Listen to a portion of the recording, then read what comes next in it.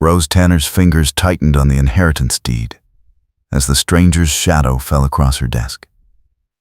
She had 3 hours until sunset. 3 hours to find a husband or lose everything her father had left her.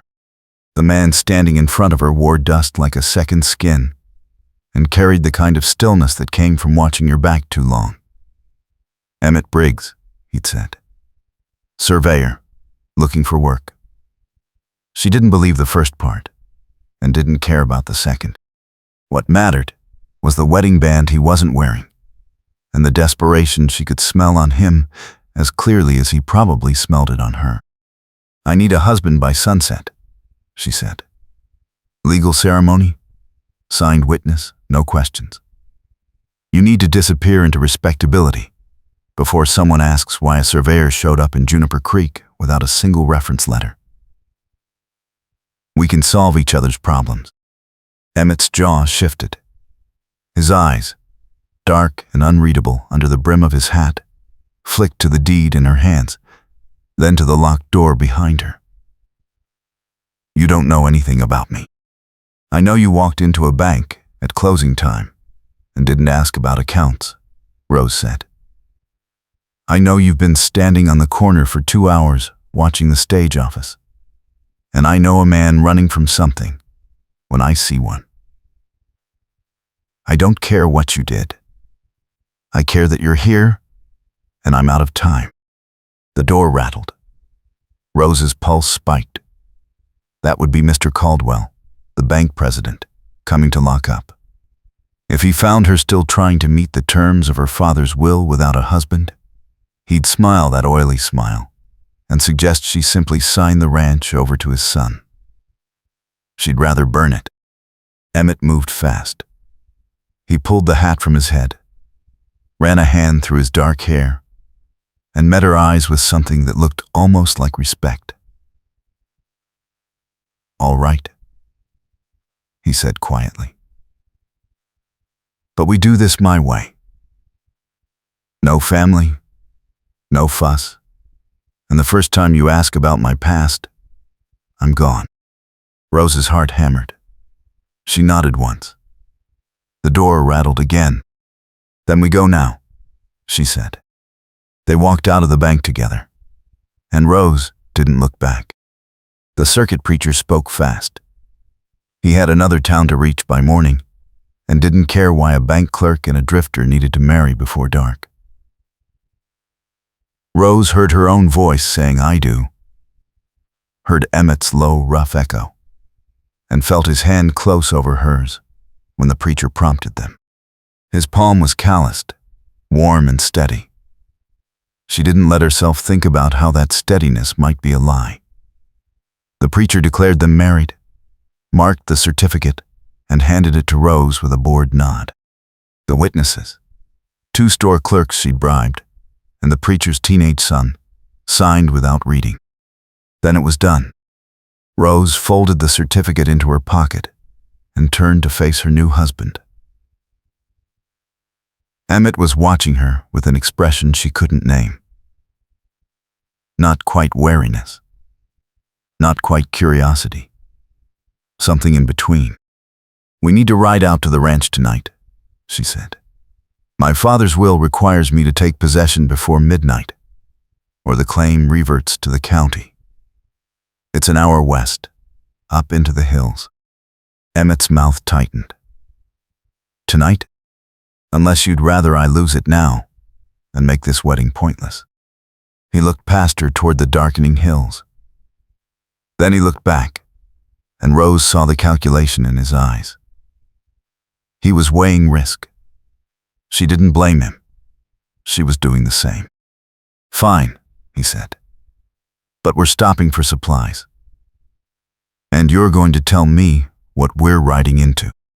They rode out as the first stars appeared. Rose led the way on her father's old mare, steady and sure-footed in the hills. Emmett followed on a rangy black gelding that looked like it had covered a lot of miles fast. The trail climbed through juniper and scrub oak, narrow and rocky, and the temperature dropped with every switchback. Rose's breath puffed white in the twilight. Behind her, Emmett's horse moved quietly, and she realized he rode like a man used to not being heard. "Why Juniper Creek?" she asked without turning around. "Small town, middle of nowhere, no railroad. If you're running, there are better places to disappear." Emmett didn't answer right away. When he did, his voice was low and careful. "I needed work. Surveyors go where the land offices send them." "That's not an answer. It's the one you're getting." Rose let it go. For now. The trail narrowed further, hugging the hillside, and she focused on guiding her mare around loose stones. Below them, the valley spread out in deepening shadow, and above, the ridge loomed dark against the stars. The ranch was just beyond that ridge. Another 20 minutes if the trail stayed clear. "What about you?" Emmett asked suddenly. "Why would your father write a will that forced you to marry by sunset, or lose everything?" Rose's jaw clenched. "Because he didn't think a woman could run a ranch alone. Because he thought I needed a man's name to be taken seriously. Because the one time I tried to prove myself, I made a mistake in front of the whole town, and he never let me forget it." "What mistake?" Rose didn't answer. The memory was sharp enough without speaking it aloud. 2 years ago, standing in front of the town council, proposing a new water contract for the ranch. Her numbers wrong because she'd rushed. Her voice shaking because she knew they were wrong. Laughter. Her father's cold silence on the ride home. His refusal to let her try again. Emmett didn't push. They rode in silence until the ridge opened onto a shallow plateau. And there, tucked into the hillside with a view of the valley, sat Juniper Ranch. Small. Weathered. Home. They dismounted in the yard. Rose's legs ached from the ride, but she moved quickly, pulling the deed and the marriage certificate from her saddlebag and heading for the house. Emmett followed, leading both horses toward the corral. Inside, the house smelled like dust and old smoke. Rose lit a lamp, set the papers on the table, and let out a breath she didn't know she'd been holding. Midnight was still 2 hours away, but they were here. She'd done it. The door opened.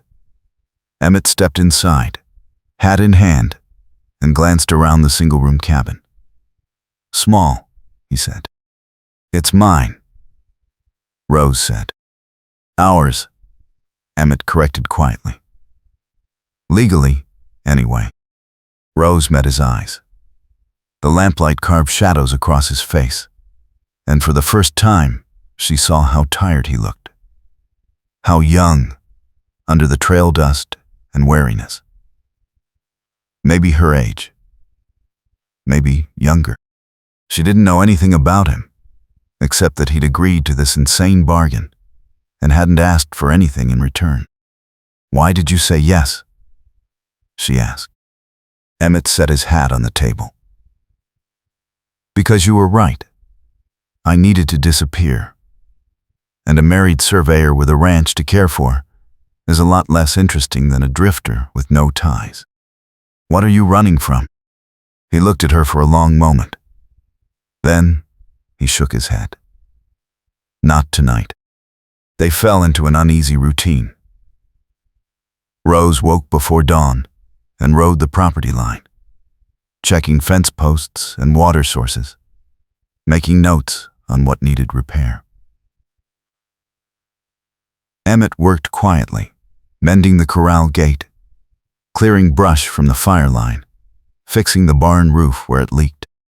He didn't talk much, but he worked like a man who understood the stakes.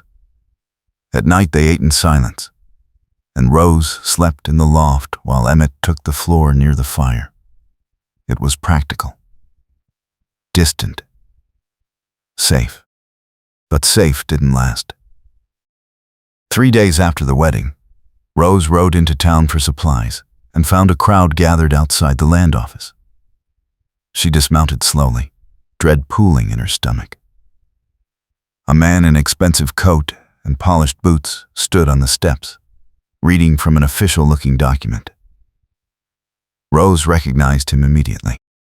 Thomas Harlan, her father's old rival. The man who'd wanted Juniper Ranch for years. Harlan's voice carried across the street.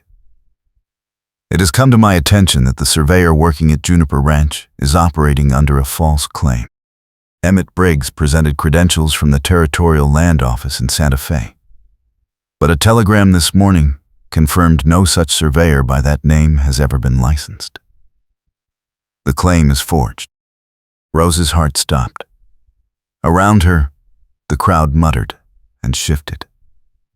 She saw Mr. Caldwell from the bank, his expression smug. She saw the circuit preacher, frowning. She saw neighbors, friends of her father, all watching her with pity or suspicion. Harlan continued.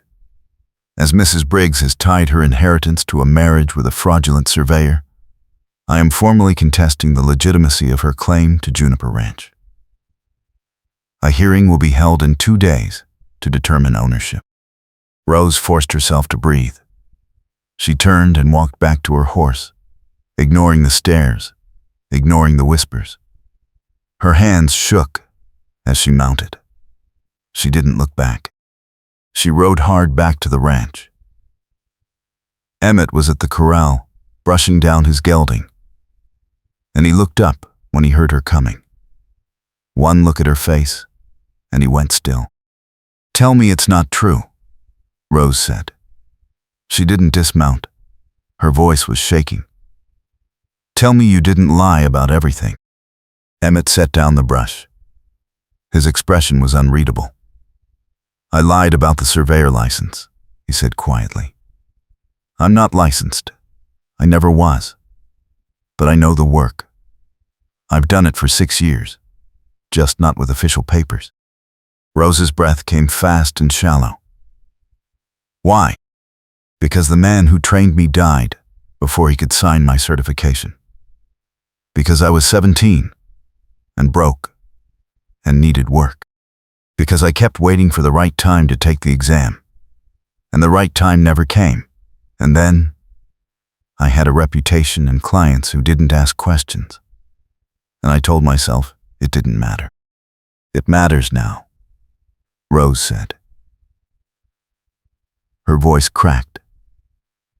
"Harlan's contesting my inheritance. He's saying our marriage is invalid because you're a fraud. I could lose everything because you couldn't be honest for 5 minutes." Emmett flinched. "I didn't know he'd check." "You didn't care," Rose snapped. "You needed a place to hide, and I was convenient. You used me." Emmett stepped forward, his face tight. "I agreed to your deal. You knew I was running. You didn't ask what from, and I didn't tell you. That was the bargain." "The bargain was honesty about what mattered," Rose said. "And you lied about the one thing that could destroy me." She turned her horse. "I want you gone by morning." She didn't wait for his answer. She rode out to the north pasture and didn't come back until full dark. When she finally returned to the cabin, Emmett's saddlebags were packed and sitting by the door. He was outside, checking his horse's shoes by lantern light. Rose unsaddled her mare in silence, her throat tight, her hands clumsy with anger and something that felt horribly like grief. She went inside, sat at the table, stared at the marriage certificate she'd fought so hard to get. Worthless now. A joke. She'd married a stranger to prove she was capable, and instead, she'd proven her father right. She couldn't be trusted to make her own decisions. Emmett came in. He stood just inside the doorway, not quite crossing the threshold. "I'm sorry," he said. His voice was rough. "I should have told you." I thought if I just kept my head down and did the work, no one would look twice. I didn't think about what it would cost you. Rose didn't look at him. It doesn't matter now. It does, Emmett said. He stepped closer. I can fix this. How? Rose's laugh was bitter. Harlan's got the telegram. The whole town knows. Even if I convince the judge the marriage is legal, everyone will think I'm a fool who got tricked by a con man. I'll never be taken seriously again. Then we prove I'm not a con man, Emmett said. We prove I know the work. There's a land boundary dispute up in the North Pass. Been going on for 2 years because no one can agree on the survey markers. If I can solve it, show the judges I know what I'm doing even without the paper, it might be enough to prove the marriage was made in good faith. Rose finally looked at him. That pass is a 3-day ride. The hearing is in 2 days. Then we leave tonight, Emmett said. And we ride fast. They rode out an hour later. The moon was bright enough to see the trail, and Emmett pushed the pace hard. Rose followed, her mind spinning.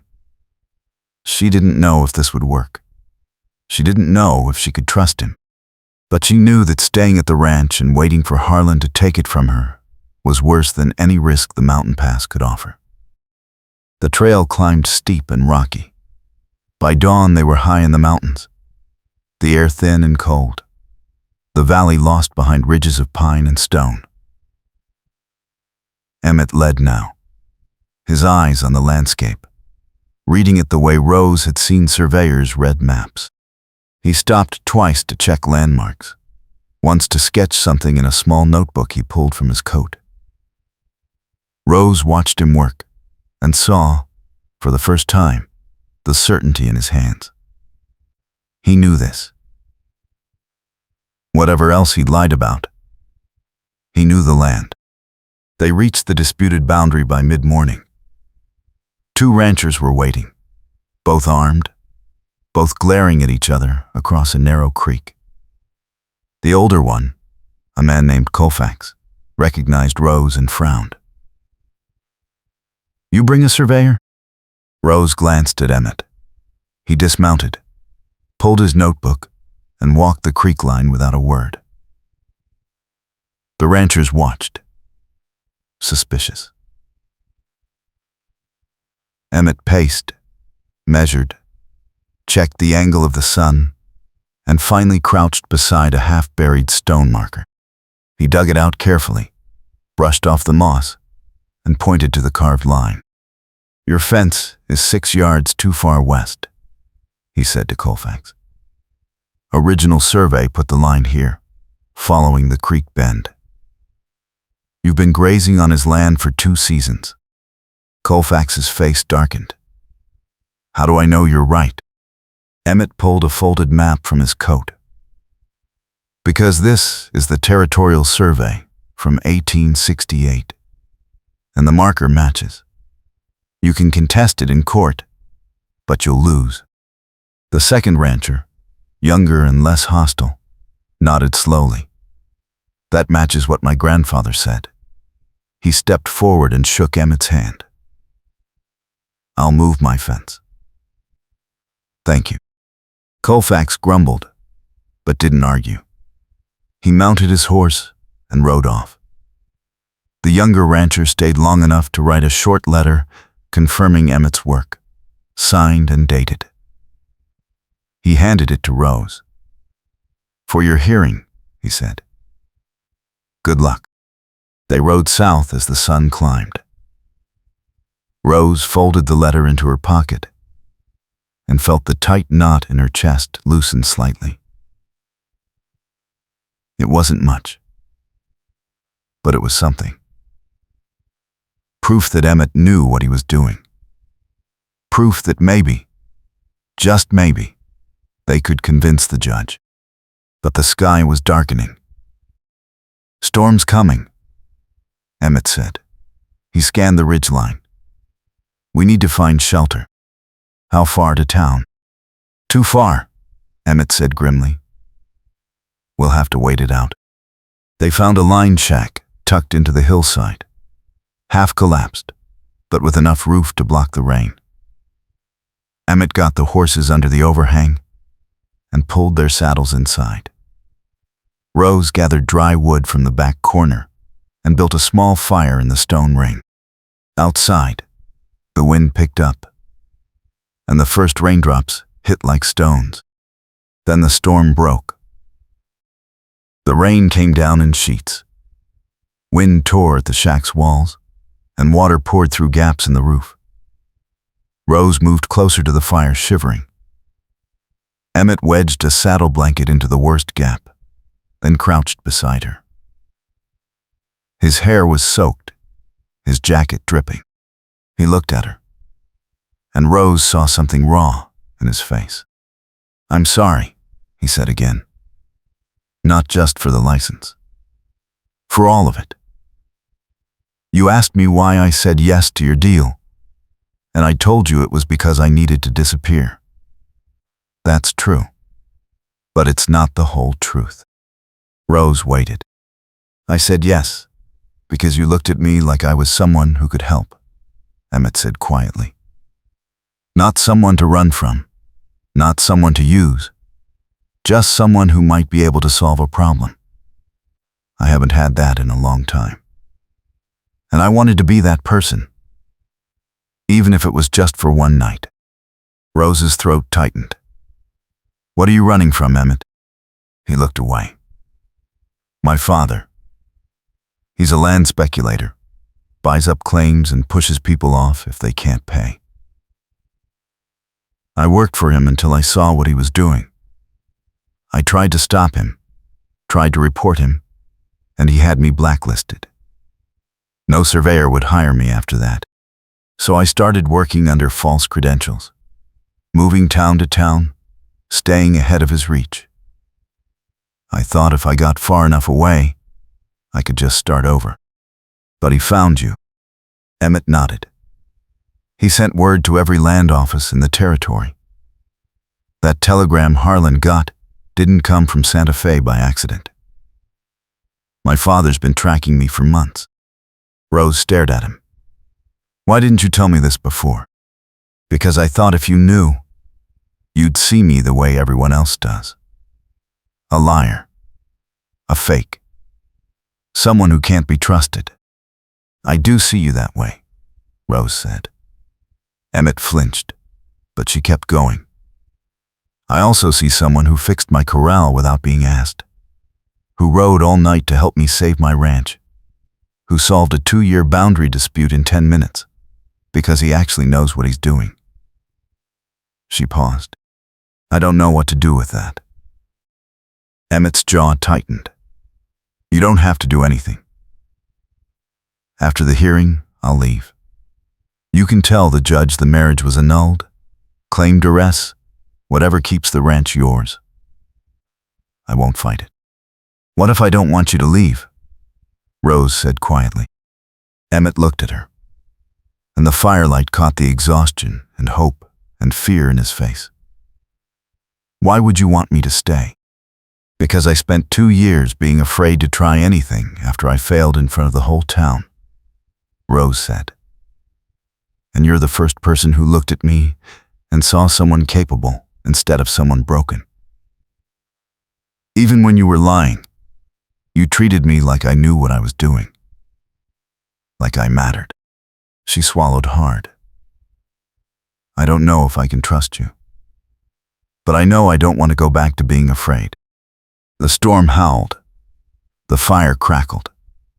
Emmett reached out slowly and took her hand.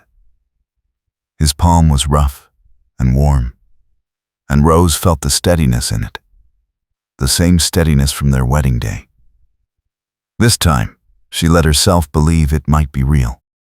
They stayed in the shack until the storm passed. By the time they rode out, the sky was clearing, and the sun was breaking through in shafts of gold. They had 12 hours to reach town before the hearing. They rode fast, pushing the horses hard, stopping only to water them and catch their breath. Rose's body ached, but her mind was clear. She knew what she had to do. They reached Juniper Creek an hour before the hearing. Rose went straight to the land office, Emmett beside her. The room was packed. Harlan sat at the front, smug and polished. Mr. Caldwell sat beside him.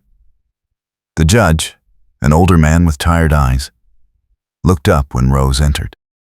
"Mrs. Briggs," he said, "you're here to defend your claim?" "I am," Rose said. She stepped forward and laid the letter from the rancher on the judge's desk. "My husband surveyed a disputed boundary in the North Pass yesterday. This letter confirms his work was accurate and solved a 2-year conflict. He knows the profession, even without official credentials." The judge read the letter slowly. Harlan leaned forward. "This proves nothing. The man is still operating under false pretenses." Rose turned to face him. "My husband learned surveying from a licensed professional who died before completing his certification. He's been doing the work honestly for 6 years. The only fraud here is you trying to steal my ranch because you couldn't buy it from my father." Harlan's face darkened. "Your marriage is invalid. You married a con man to meet a legal requirement. I married a man who needed a second chance," Rose said. "And I needed someone who saw me as more than my father's failure." She looked at the judge. "We made a bargain in good faith. The work he's done since proves he's not a fraud. If you annul this marriage, you're saying a woman can't choose her own husband unless he has the right papers. Is that the precedent you want to set?" The judge looked at her for a long moment. Then he looked at Emmett. "Mr. Briggs, why didn't you pursue official certification?" Emmett met his eyes. "Because I was young and stupid and thought I could outrun the consequences. I was wrong. But I'm asking for a chance to make it right. I'll take the exam, get licensed properly, and prove I deserve the title. All I'm asking is that you don't punish my wife for my mistakes." The judge set the letter down. He looked at Harlan. "Your contest is denied. The marriage stands, and Mrs. Briggs retains full ownership of Juniper Ranch." He looked back at Emmett. "You have 6 months to obtain proper certification. If you fail, I'll revisit this case." Dismissed. The room erupted in murmurs. Harlan stood, furious, but the judge ignored him. Rose felt Emmett's hand at her back, steadying her, and she turned to see him smiling. It was the first real smile she'd seen from him, and it made him look younger, lighter, almost happy. They walked out of the land office together.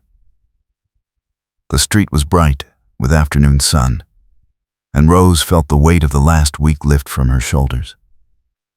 She still didn't know if this would work.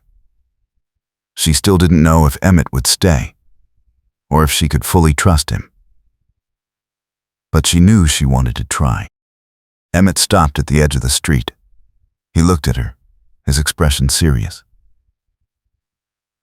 "I meant what I said in there. I'll get the certification. I'll prove I can do this right." "I know," Rose said. She stepped closer. "And I'll prove I can run that ranch. No more hiding from mistakes. No more letting fear make my decisions." Emmett's mouth quirked. "Does that mean you're keeping me around?" Rose smiled. "For now. But if you lie to me again, I'll shoot you myself." "Fair enough," Emmett said. He held out his hand. "Partners?" Rose took his hand and pulled him close. "Partners," she said. "And maybe something more, if you're lucky." Emmett laughed, and it was the best sound Rose had heard in years. They rode back to the ranch as the sun set. The hills turned gold and purple, and the air smelled like juniper and pine. Rose felt Emmett's presence beside her, steady and real, and let herself imagine a future that didn't feel like a desperate gamble. Maybe it wouldn't be easy. Maybe they'd argue and stumble and have to rebuild trust 100 times. But they'd face it together, and that was more than she'd ever hoped for. 6 months later, Emmett passed his surveyor certification exam. The letter arrived on a cold morning in early spring, and Rose read it aloud, while Emmett paced the cabin like a caged animal. When she reached the final line, official certification granted, he stopped and stared at her. "I did it," he said, like he couldn't quite believe it. "You did it," Rose agreed. She set the letter on the table and crossed to him.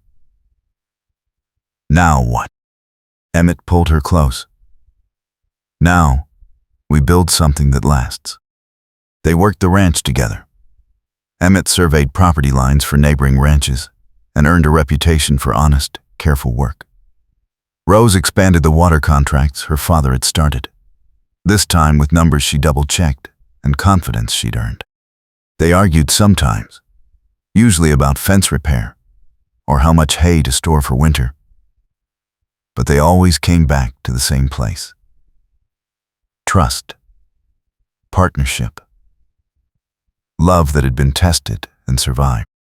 One evening in late summer, they sat on the porch and watched the sun set over the valley. Rose leaned against Emmett's shoulder, his arm around her waist, and felt the quiet contentment of a life she'd built with her own hands. "Do you ever regret it?" Emmett asked quietly. "Marrying a stranger to save your inheritance?" Rose smiled. "Every day." Emmett tensed. She felt it and looked up at him. His face was worried, uncertain. She reached up and touched his jaw. "I regret that I had to," she said. "I regret that my father didn't trust me. I regret that we started with lies and desperation. But I don't regret you. Not for a second." Emmett's expression softened. He kissed her forehead, then her mouth, slow and gentle. When he pulled back, his eyes were bright. "I don't regret you either," he said. "Best bargain I ever made." Rose laughed. "Even though I threatened to shoot you?" "Especially because of that," Emmett said. He grinned. "Keeps me honest." They sat together as the stars came out, and Rose thought about all the ways a life could surprise you. She'd started this journey terrified and desperate, willing to marry a stranger just to prove she was capable. She'd ended it with a partner who saw her clearly, trusted her judgment, and loved her not in spite of her scars, but because she'd survived them. That was worth more than any inheritance. That was worth everything. The wind whispered through the junipers. The house behind them glowed warm with lamplight.